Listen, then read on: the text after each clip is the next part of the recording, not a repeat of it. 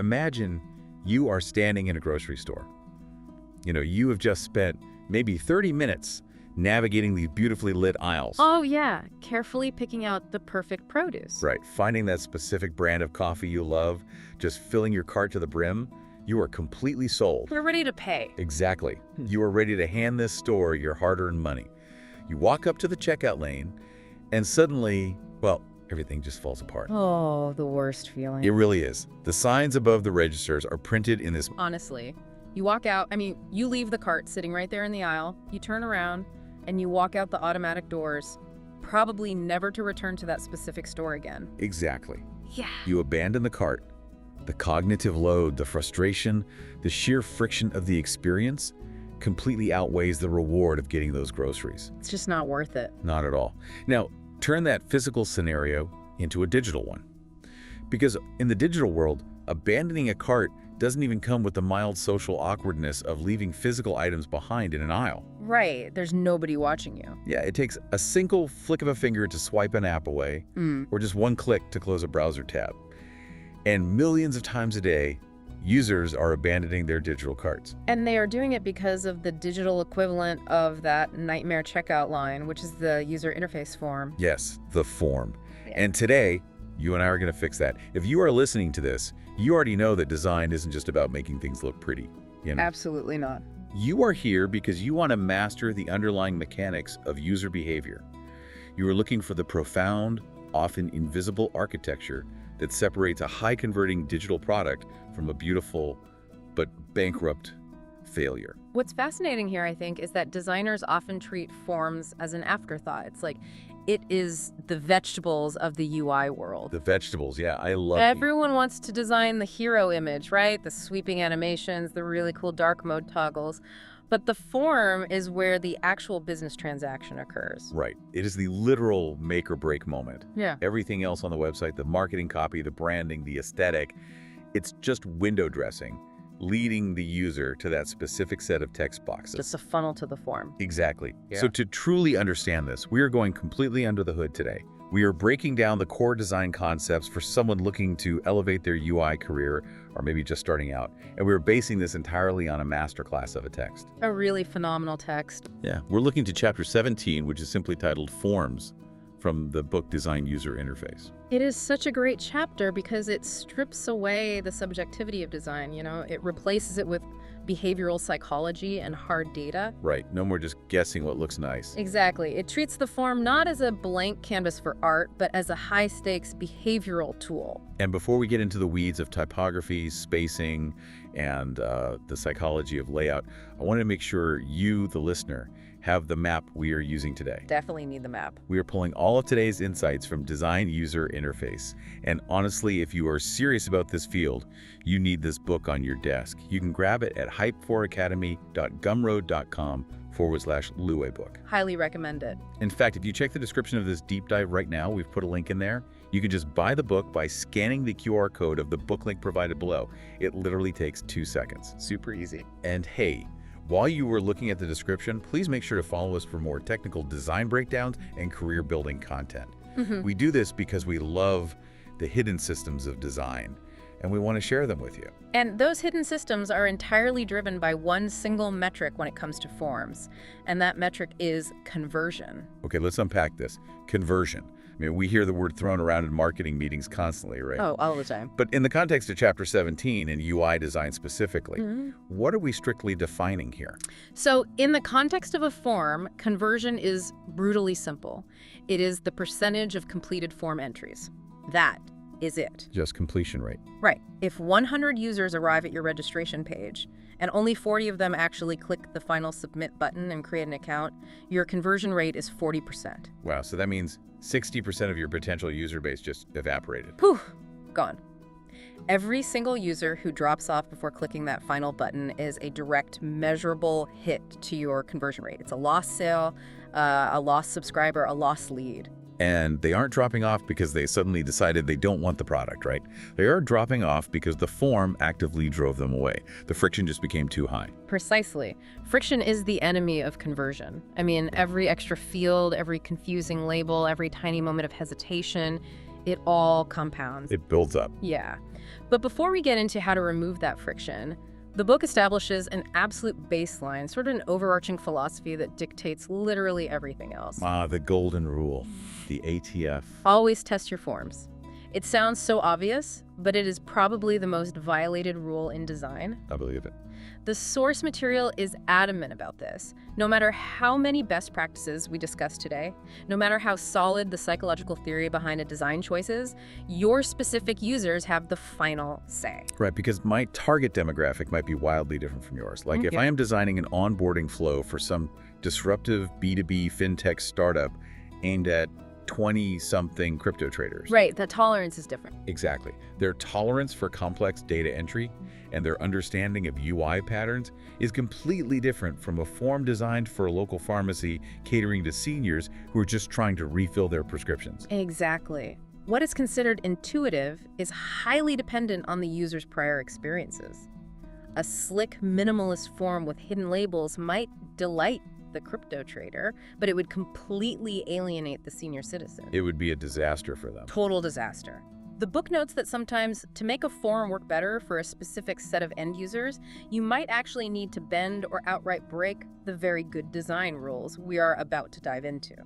So the rules are your starting line. Yes, and user testing is your finish line. That makes a lot of sense. Yeah. But you can't test a form if you haven't built a functional baseline first.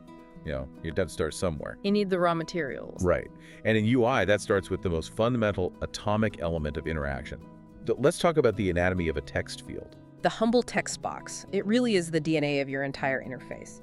The strategy outlined in Chapter 17 is to design this single element first. Just the one box. Just the one box. You don't design the whole page. You don't even design the whole form. You focus intensely on just one empty text field. Wow, okay. Yeah, you perfect the padding, the border radius, the typography, the exact colors. And once you have that perfect text field, you use it as your anchor. You propagate those exact visual rules to everything else, your checkboxes, your radio buttons, your drop-down menus. It's like finding the master tuning fork for the whole orchestra. I love that. It's a great way to put it. So if the text field has a 4-pixel border radius and a specific hex code for a gray border, the drop-down menu better have that exact same 4-pixel radius and the exact same gray border. Exactly. It creates a subconscious rhythm for the user. But a text field is not just a static rectangle, right?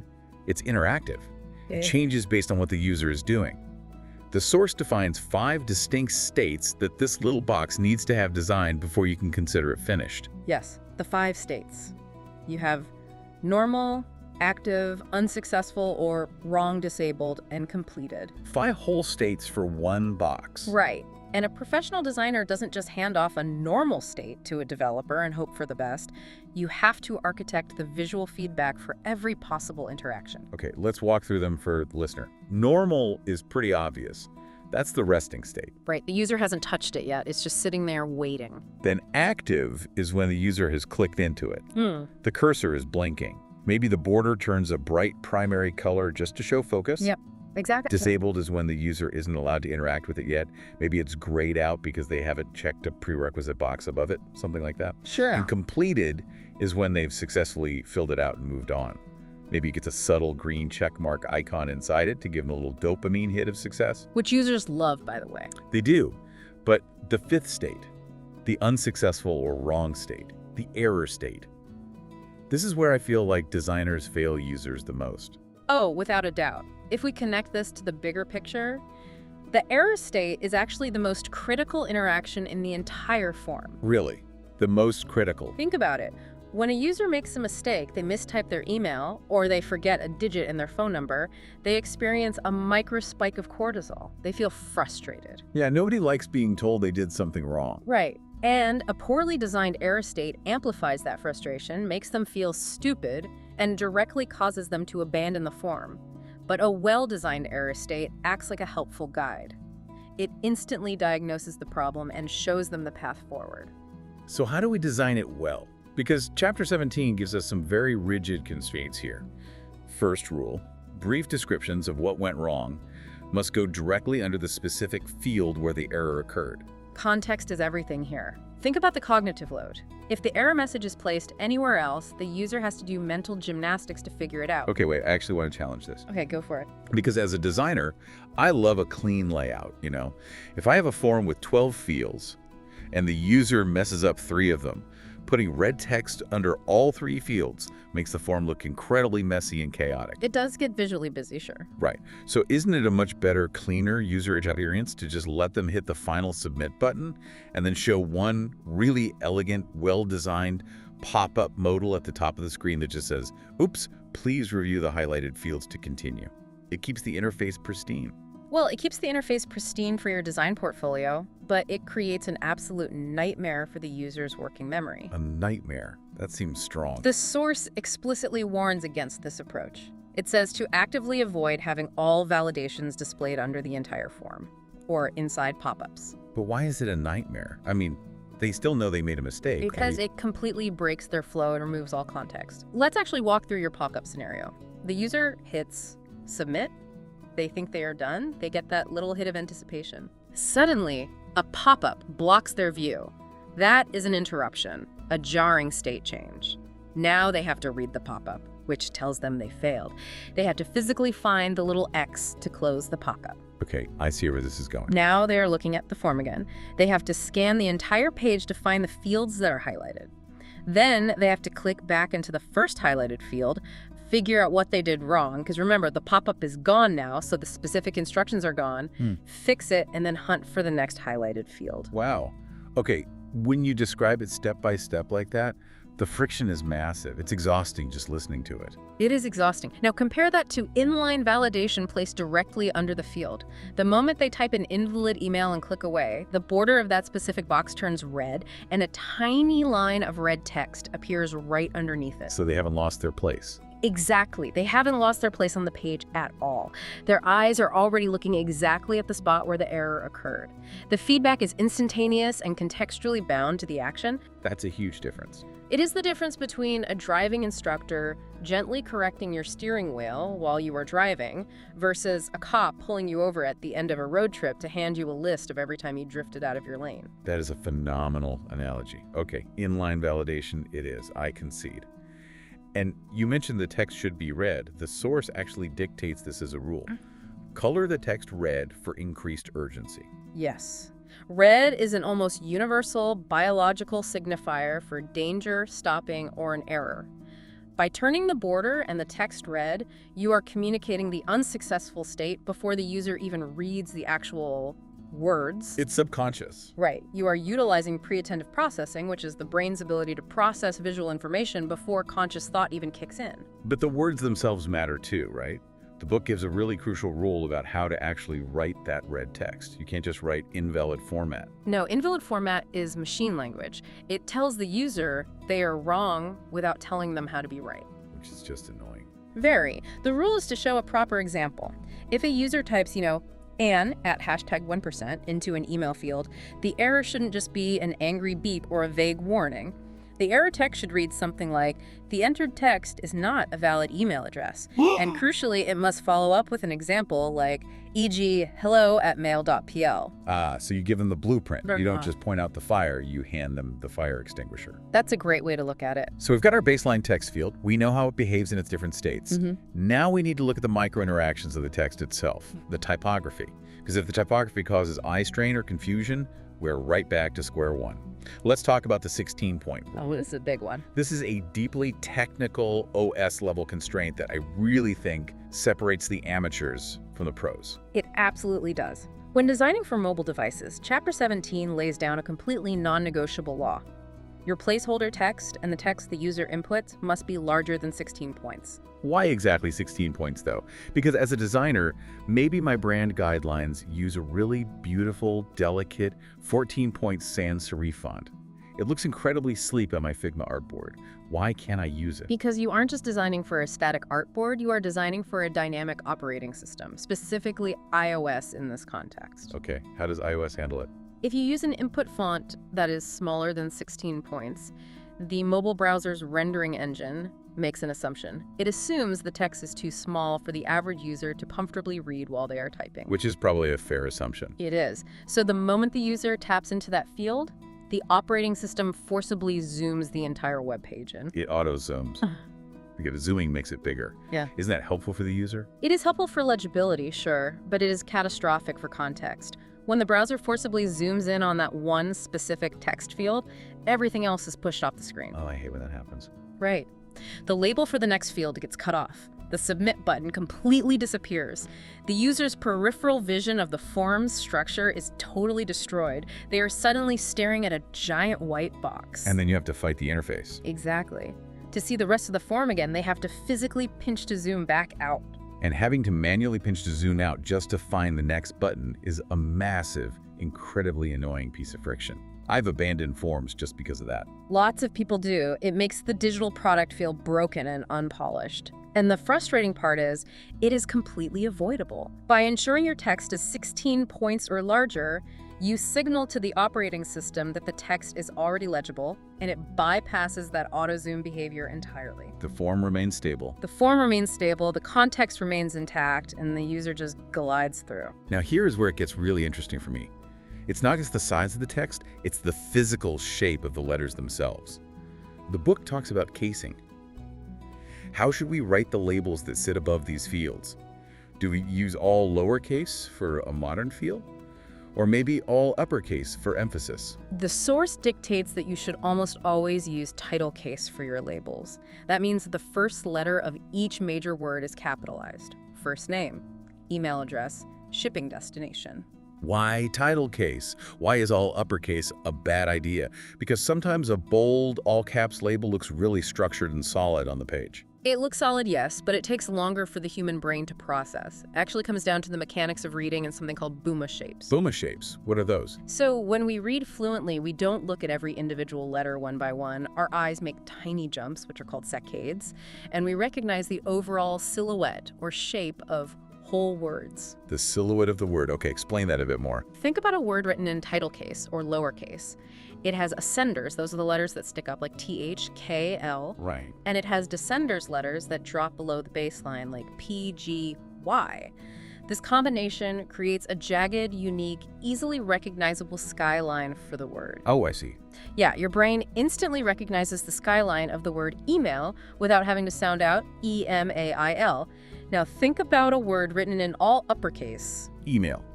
Every single letter is the exact same height. Exactly. It is just a uniform rectangular block. There is no skyline.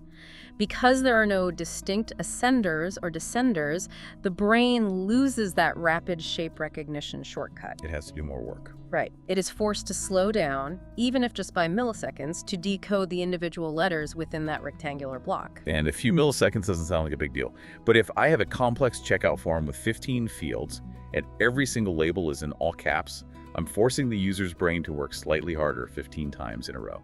Exactly. It creates cognitive fatigue. They might not consciously realize why, but the form will feel harder to read. It will feel like more work. Title case removes that microscopic friction. Okay, so the label is title case. But what about the visual relationship between the label and the text the user is actually typing into the box? Should they be the same size? Hierarchy is paramount here. The source is very clear. Remember to keep the label font smaller than the text inside the field. Why, though? The label is the instruction. Shouldn't the instruction be loud and clear? Well, the instruction is important before the action, but once the action begins, the user's input is the most critical piece of information on the screen. Oh, that makes sense. By making the inputted text larger, bolder, or darker than the label, you establish the proper visual hierarchy. The label recedes into the background as a helpful prompt, while the user's own data becomes the star of the show. Which probably helps them review their work, right? Exactly. It makes it infinitely easier for them to review their own answers for typos before hitting submit. That makes perfect sense. The data is the primary object. Let's move from the text itself to the empty space around the text. Spacing. I feel like this is where forms either feel professionally engineered or completely amateurish. It's a dead giveaway. When a form has a lot of fields, they can start to bleed together into a giant wall of inputs. How do we mathematically prevent that? Chapter 17 actually provides a very specific formula for this, and it revolves around a typographic metric called the cap height. So the cap height is the literal physical height of a capital letter in whatever font you have chosen to use, right? Right. So you measure that cap height. Let's say it's 10 pixels tall.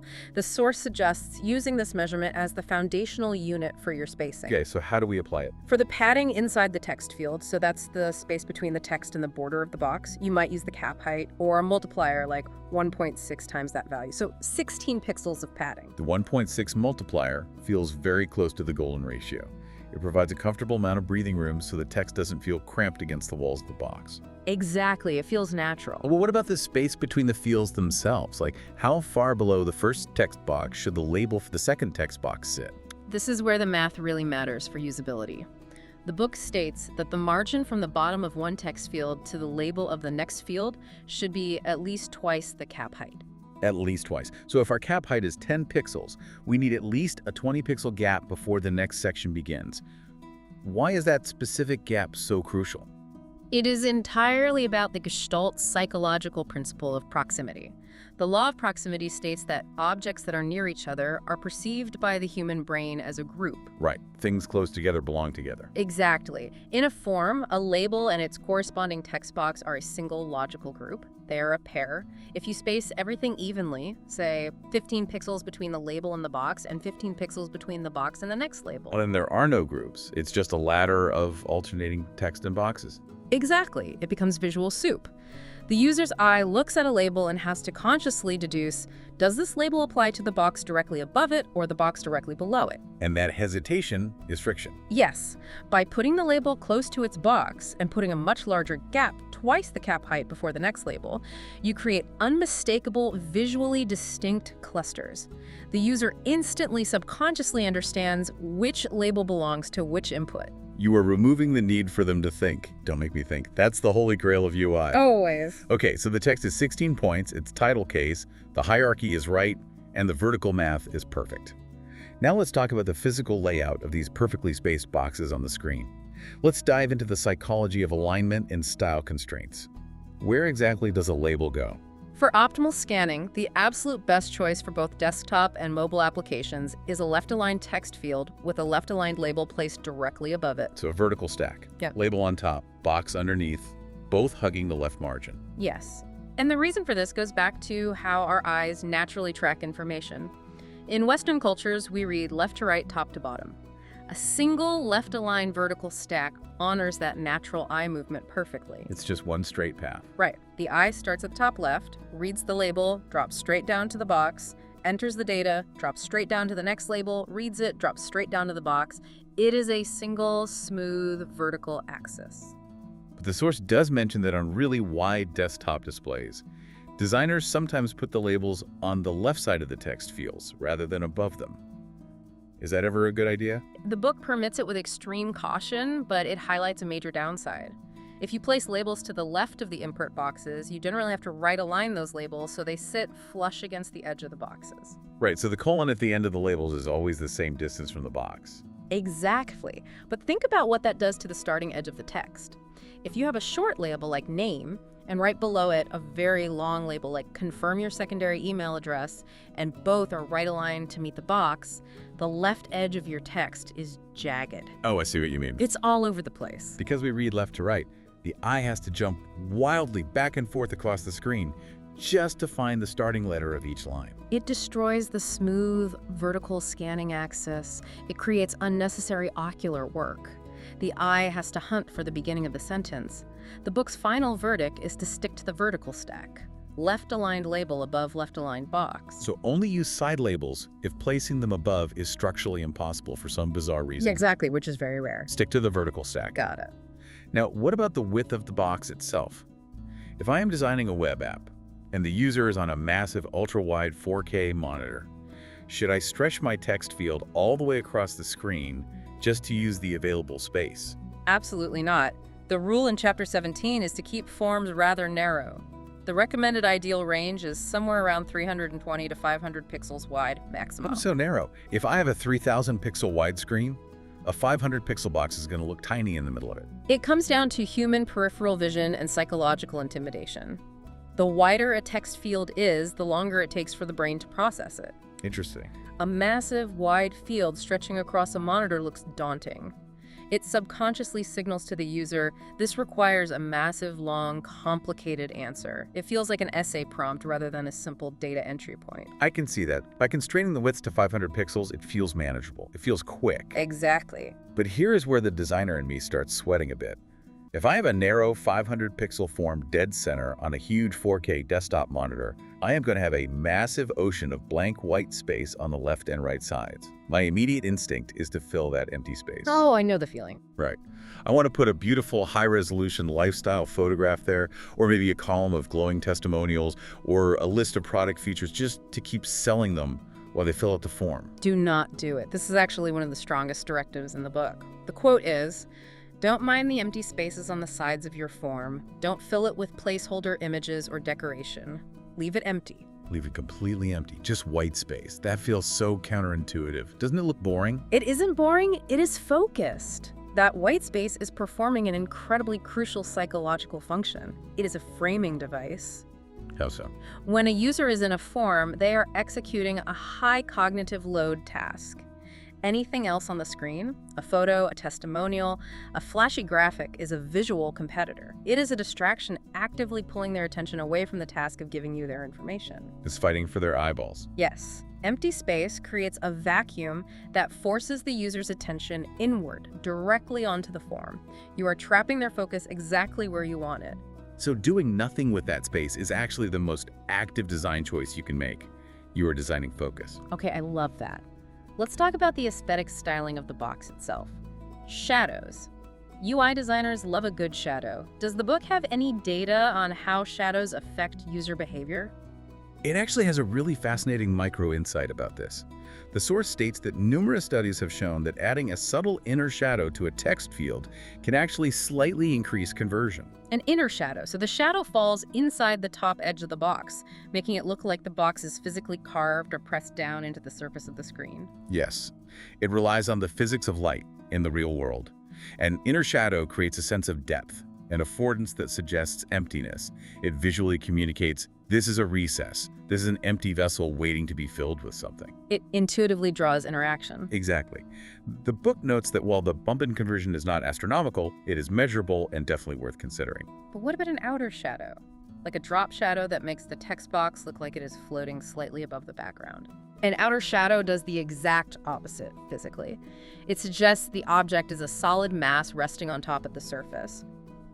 While it might look nice, the source clarifies that adding an outer shadow, assuming you keep the border outline, is a purely aesthetic choice.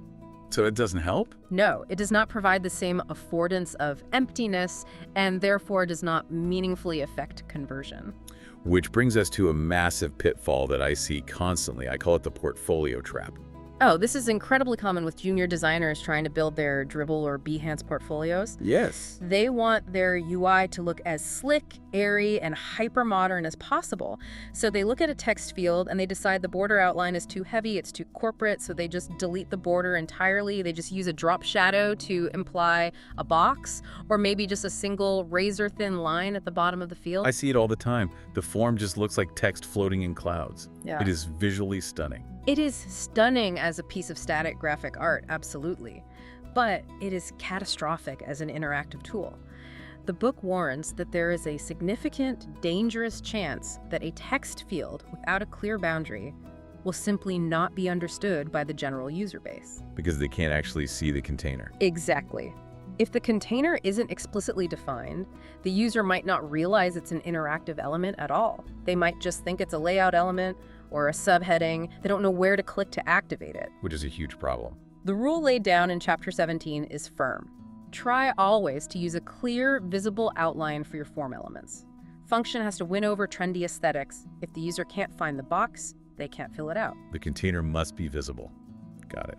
Let's touch on design systems quickly, because consistency is part of this visual language, right? Right. The book brings up material design, which is Google's massive, universally recognized design system. Material design has a very specific signature style for input fields. Often the label starts inside the box as a placeholder, and when you click the field, the label animates, shrinking and floating up to rest on the top borderline. It's a very cool interaction. I see it everywhere on Android. It is, and the source says it's perfectly fine to use material style inputs. Users are deeply familiar with them now because of Google Apps, but the book lays down an absolute unbreakable law regarding consistency. Never mix them. Never mix them. The quote is, "Don't ever mix material labels with the classic rectangular shapes. Make sure you only use one type of inputs in your entire product." Why is mixing them so toxic? Wow, I mean, if they both work, what's the harm? It destroys trust and multiplies cognitive load. Remember, users learn the rules of your specific interface in the first few seconds of using it. Right, they map it out in their head. Yeah. So if on the registration page they learn that labels sit above classic boxes, and then on the checkout page they suddenly encounter a material field where the label is inside the box and animates, well, you have broken the rules. You put the rug out. The user has to stop and relearn how to interact with your site. It creates confusion. Consistency is what allows the user to stop thinking about the UI and focus entirely on their goal. Okay, so we've built the perfect, mathematically precise, consistently styled text box. Now let's talk about what actually goes into it and how we guide the user to provide the right information. Let's talk about the dreaded red asterisk and the power of smart defaults. The red asterisk is deeply ingrained in form design culture. I mean, for decades, it has been the standard way to denote a required field. You put a little red star next to the label so the user knows they have to fill it out. Right. But the book advocates for a massive paradigm shift here. It actually calls the heavy use of red asterisks a myth, or at least a flawed approach. Why is that? It comes back to the philosophy of why the form exists in the first place. A form should, by its very nature, mostly consist of required fields. That makes sense. If you were asking a user for data that you don't actually need to process their transaction if you're just being greedy for marketing data, you shouldn't be asking for it in the first place. You are adding unnecessary friction. I hate when a form asks for my phone number when I'm just buying a digital download. You don't need my number for a PDF. Exactly. So assuming you have pruned your form down to only the absolute necessities, almost every field will be required. If you then put a bright red asterisk next to every single label, you are creating massive visual noise. It's just a sea of red dots. Right. And red, as we established, signals alarm. A form covered in red stars looks intimidating. It looks like a high-stakes exam where you are constantly being warned not to mess up. So what is the alternative? How do we tell them what is required if we don't use the star? The book advises a complete inversion of the rule. Keep the necessary fields distraction-free. Assume required is the default state. Instead of marking the required fields with red, simply mark the rare non-essential fields by adding the word optional in muted text next to the label. Oh, that is so much calmer. Keep the necessary fields distraction-free. You are only flagging the exceptions, not the rule. It dramatically lowers the visual anxiety of the page. It totally does. Now, what about helping the user figure out exactly how to format the data you are asking for? We talked about error states when they fail, but how do we give them smart defaults so they succeed on the first try? The best approach is always to make the field name completely self-explanatory. But if you need an additional description, try adding it directly below the label. More powerfully, the source suggests using placeholder text inside the empty box to hint at the required format. So if I'm asking for a phone number, before they even click, the box contains faint gray text that says 555555. Yes. You are visually showing them the pattern. And a truly smart default goes a step further into the code. The developer can program the field with an input mask, so the user doesn't even have to type the parentheses or the dash. Oh, I love when forms do that. They just type the numbers, and the system automatically formats it perfectly as they type. You are literally doing the work for them. Now, what if the instructions are really complex? Sometimes I see a little eye icon or a tiny question mark next to a label, and when I hover my mouse over it, a tooltip pops up with a paragraph explaining what a CVV code is or how to format a foreign address. Is hiding that text behind a tooltip a good idea? The source strongly advises against relying on that interaction. It states that putting instructions under a tooltip icon is not the most optimal approach. Because on mobile, hovering doesn't really It's exist. a huge part of it, yeah. On mobile, they have to explicitly tap the tiny icon, which is a hard target to hit. But even on desktop, the user can easily miss the icon entirely, never activate the tooltip, and completely miss the vital instructions. And then they get an error. Exactly. If the information is essential to filling out the field correctly, hiding it behind a hover interaction is a massive, unnecessary risk. It should be visible by default. Don't hide the instructions. Give them the answers up front. Okay, so far we have talked almost exclusively about typing text into empty boxes. Yeah. But a form isn't just text. Often, we force the user to make a choice from a predetermined list. Right, selection tools. Navigating choices introduces entirely new UI elements. Dropdowns, checkboxes, and radio buttons. These look simple, but the rules governing them are incredibly strict. Let's start with dropdowns. Dropdowns are ubiquitous, but they are often poorly implemented. The first rule the source gives is about the state change when a user clicks the dropdown and the list expands. You must show the currently selected option clearly within that expanded list. Right, because if I open a dropdown to change my shipping speed from standard to express, I need to instantly see where standard is in the list so I have context. How do we show it? The book suggests using a contrasting background color for the selected item in the expanded list. Just changing the text color or making it bold is often not enough visual contrast. You need a solid background fill behind that specific list item so the user's eye snaps directly to it the moment the list opens. And there is a tiny, brilliant microinteraction rule about the arrow icon on the drop-down box itself. Yes, it's about mirroring physical reality.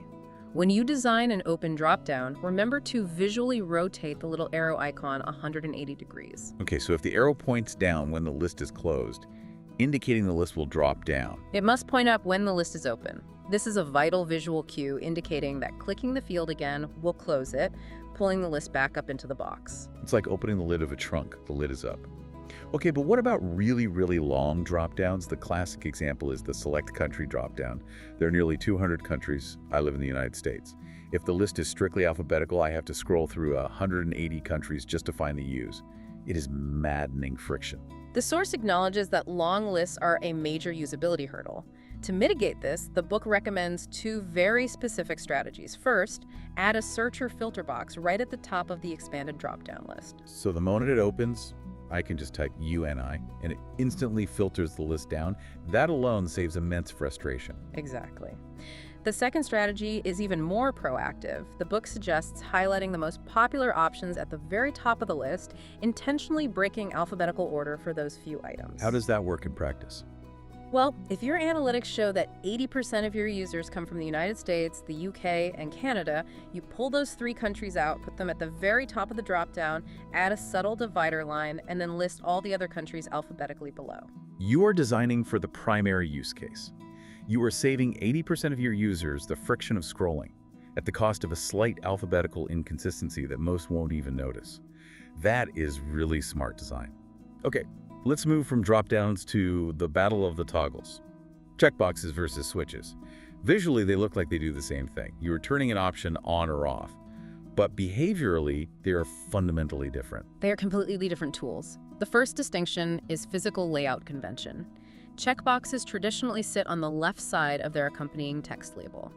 Switches generally sit on the right side of their label, often aligned to the far right edge of a menu container. Okay, left for boxes, right for switches. But what is the psychological difference? Why choose one over the other?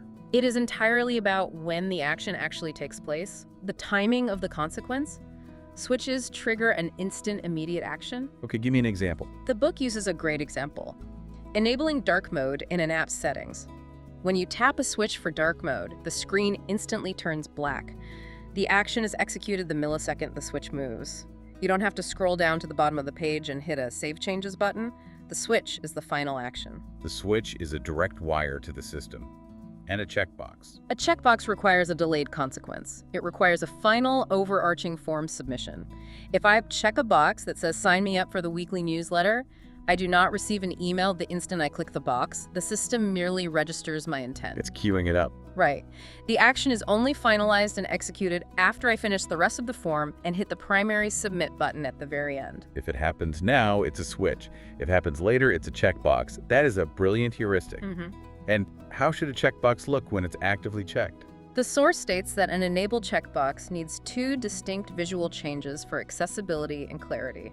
It needs a solid background color fill, usually your app's primary brand accent color, and there must be a visible, contrasting checkmark icon inside it. So no subtle gray boxes. You cannot just change the color of the border or fill it with a solid gray square.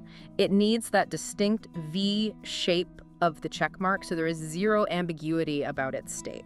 Now let's talk about the other type of selection tool.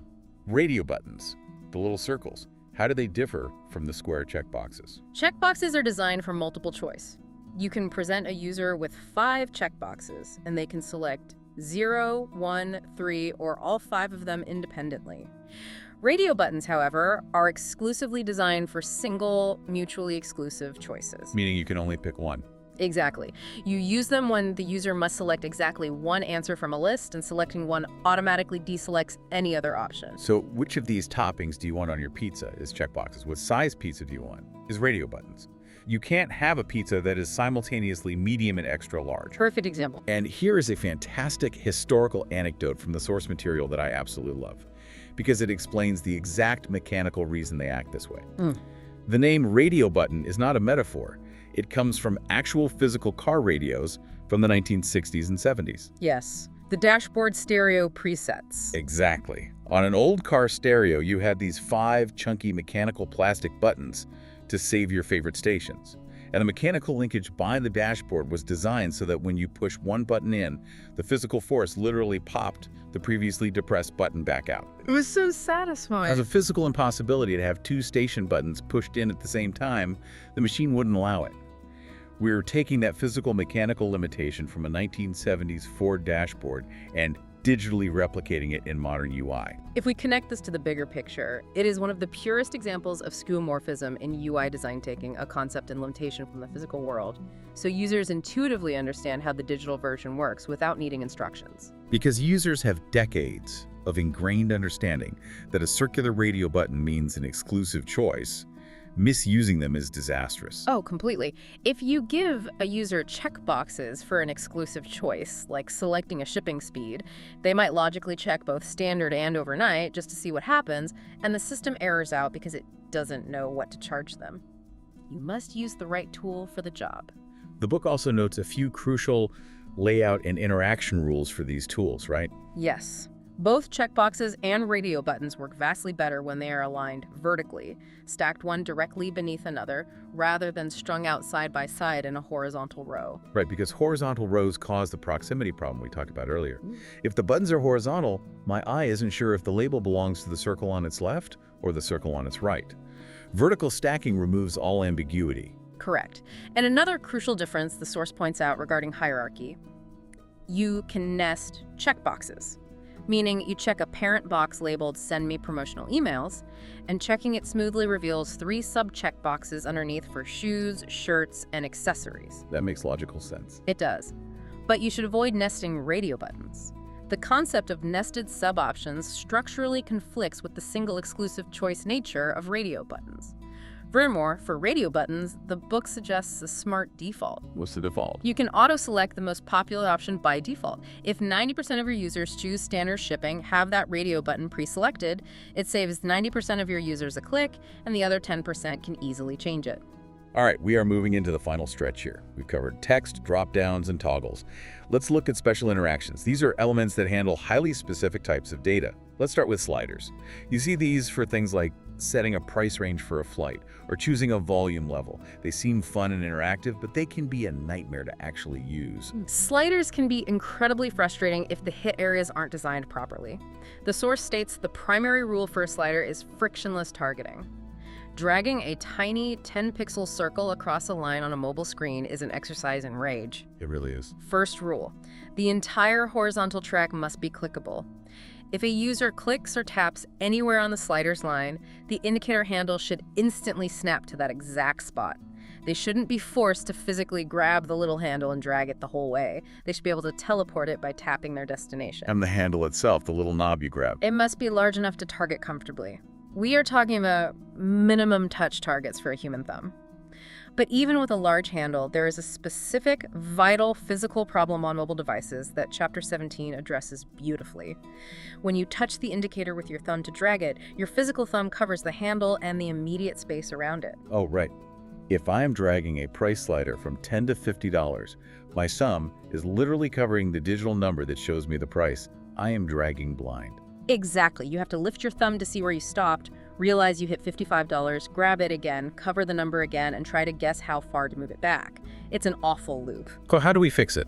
So the source recommends a specific UI pattern: creating a teardrop-shaped tooltip that appears the moment the user touches the handle, and it floats above the finger while dragging. The teardrop tooltip, so it acts like a little periscope. The number floats high enough above the slider track that the user's hand doesn't obscure it no matter how thick their thumb is. It is a tiny, brilliant detail that solves a massive physical usability problem. It bridges the gap between the physical hardware and the digital interface.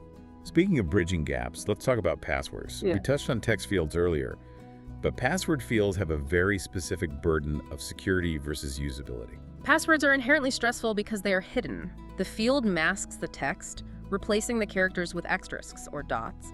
But the book mandates that if you design a password field, you must add a reveal mechanism, usually represented by a little eye icon at the far end of the input box. So the user can click it to temporarily unmask what they actually typed. Why is that so critical? If it's a secret, shouldn't it stay hidden? It needs to be hidden from someone looking over their shoulder, but not from the user themselves. We are incredibly prone to typos, especially on cramped mobile keyboards. Tell me about it. Right, if a user types a complex 16-character password, hits submit, and gets an incorrect password error, they need to be able to see what they typed. Maybe they just capitalized the wrong letter. If you don't give them the eye icon, their only option is to delete the entire invisible string and start over completely from scratch, hoping they don't fat finger it a second time. The eye icon removes that immense friction. Which brings us perfectly to the keyboard itself. The source has a really important note here about the handoff between the designer and the developer. As a designer, my job doesn't end when I hand over a beautiful, perfectly spaced Figma file. I have to design the environment the form lives in. Absolutely. The environment, specifically on mobile devices, is defined by the on-screen keyboard. The book emphasizes that designers must explicitly show the development team the difference between the intended keyboard states for various input fields. What does that mean in practice? It means matching the keyboard to the data type. If the field asks for a bank transfer amount, or a zip code, or a phone number, the developer needs to code that specific HTML input field to automatically trigger the numeric keypad on the user's phone, not the standard QWERTY alphabet keyboard. Yes. As a user, I cannot tell you how infuriating it is to tap into a field that literally says, enter your 5-digit zip code, and the full alphabet keyboard pops up. It's the worst. I then have to hunt for the tiny 123 toggle button in the corner to manually switch the keyboard to the number pad before I can even start typing. It is an entirely unnecessary step that slows down the whole process. It is friction that the product team has complete control over. The operating system is smart enough to show the right keyboard, but only if the code tells it to. The source states you must map out these different states: number pad for phone, email-optimized keyboard with the @Natsiya symbol prominent for emails, standard text for names, so the developers build the frictionless environment you designed. Okay, we have done it all. We've designed the perfect environment, the perfect fields. We've spaced them using cap height math. We have inline validation, teardrop sliders, and perfectly mapped mobile keyboards. The user has effortlessly glided through our form. Now we arrive at the very end. The final gatekeeper, the submit button. The button that seals the deal. The transaction point. Chapter 17 has one very clear overarching rule for the end of a form. The best form should only have one button at the bottom. Just one, just a giant submit, save, or checkout button. Yes, a single button creates a funnel. It removes friction because it removes choice. If you only have one option at the end of the journey, you don't have to stop and evaluate. You just execute the final action. But what if I am designing a complex enterprise app or a settings modal, and I absolutely unavoidably need two buttons? Yeah. Say I'm on a profile editing screen, and I need a Save Changes button, but I also desperately need a Cancel button to let them back out without saving. If multiple buttons are a structural necessity, the book is incredibly strict. They must be aggressively differentiated visually. You must highlight the primary action. The user needs to know instantly, pre-attentively, which button is the positive forward-moving action. So the Save Changes button would be your classic hero button. Large, bold font, filled entirely with a solid brand accent color. And the Cancel button. The Cancel button, the secondary action, must be severely de-emphasized. It shouldn't look like a button at all, really. It could just be plain text functioning as a link, or at most, a subtle outline, a ghost button, with no background fill color at all. Why not just make them both look like nice buttons, but make the Save one blue and the Cancel one gray? Because if you give them equal visual weight, if they are both solid blocks of color side by side, the eye treats them as equal choices. The user hits the bottom of the form, sees two heavy blocks, and their brain forces them to stop. They have to evaluate. Right. They have to read the first block. They have to read the second block. They have to mentally weigh the consequences of both blocks and then carefully aim their mouse at the correct one. You are introducing cognitive load at the exact moment you want them to act on instinct. That makes a little sense. You want the primary button to be a visual magnet that pulls their cursor directly toward it. The secondary option should only be found if they are actively looking for a way out. It is all about the path of least resistance. So we step back and look at what we've built today. From understanding that an iOS zoom on a 14-point font can destroy conversion, to the gestalt psychology behind cap height spacing, to avoiding the aesthetic portfolio trap of missing borders, to remembering the mechanical origins of 1970s car radios when choosing our selection tools. It's a lot of detail. It is. The depth of behavioral psychology, visual hierarchy, and technical engineering behind these seemingly mundane little boxes is truly staggering. When you design a form, you're literally engineering human behavior, pixel by pixel. It is a massive responsibility. You are either building a bridge or you are building a wall, and yet, even armed with all of this deeply technical knowledge, we have to circle all the way back to the profound thought the source material planted right at the very beginning of the chapter. The golden rule. Yes. We've just spent this entire deep dive outlining the strict mathematical psychological rules of good design: left-aligned labels, title case text, visible borders, teardrop sliders. But the book explicitly warns us. To make a form work better for a specific set of end users, sometimes you need to bend or outright break these very rules. Which brings us back to our grocery store checkout line.